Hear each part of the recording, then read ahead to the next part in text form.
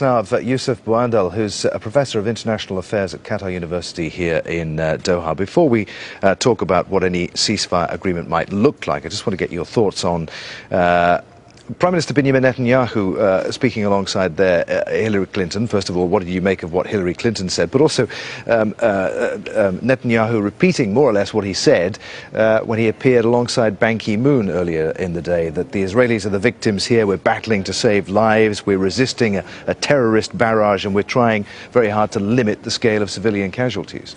This is basically expected from the Israeli Prime Minister. He's trying to take the moral high ground in the world that what we are doing is not only just but is legitimate. We are the victims. What we are doing is simply we are trying to defend ourselves from the attacks of, if you pay attention, he did not necessarily use Hamas, but he kept referring to those people as terrorists in other words to justify what Israel has been doing. And obviously in situations like that, we do feel sorry for the civilian casualties, but we are doing our best to minimize them. The fact that we have been distributing leaflets show our good intentions, that basically we are not against the average Palestinian, but we try to target those terrorists of Hamas.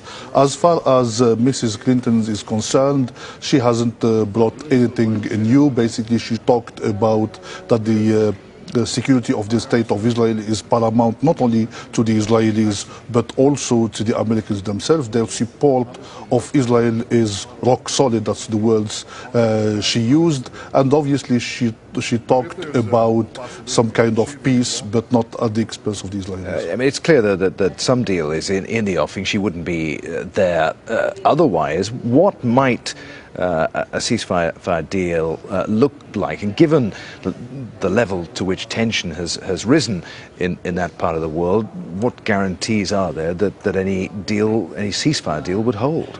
Well, I think that there will be a ceasefire, and as I said previously, knowing that Mrs. Clinton was coming to town, that nothing will happen without her. Over the last few days, anybody who's somebody in international politics has been going to the area, especially to Egypt and to Jerusalem, and the party cannot start without the Americans, without Mrs. Clinton in town. Obviously, she will be holding discussions with the Prime Minister of Israel, then with the Palestinian President Mahmoud Abbas, and she will go to Egypt. I don't expect anything to happen before she goes to Egypt, because that's where I believe the ceasefire will be announced. But what might a ceasefire deal look like, and who would police it? For the time being, I think there are three very important points. The first one is for the Israelis to stop targeting Hamas's leadership, because over the last few days, the Israelis were saying even Ismail Haniyeh was a legitimate target. So for Israel to stop these assassinations, and not necessarily in this order. The second one is for the Palestinians to stop shelling Israel, and the third one is basically the crossing, the Rafah crossing, which basically is the only avenue as far as the biggest open-air prison in the world, which is Gaza City, in order to elevate the suffering of the Palestinians economically and socially. Youcef Bouandel, for the moment, many thanks indeed.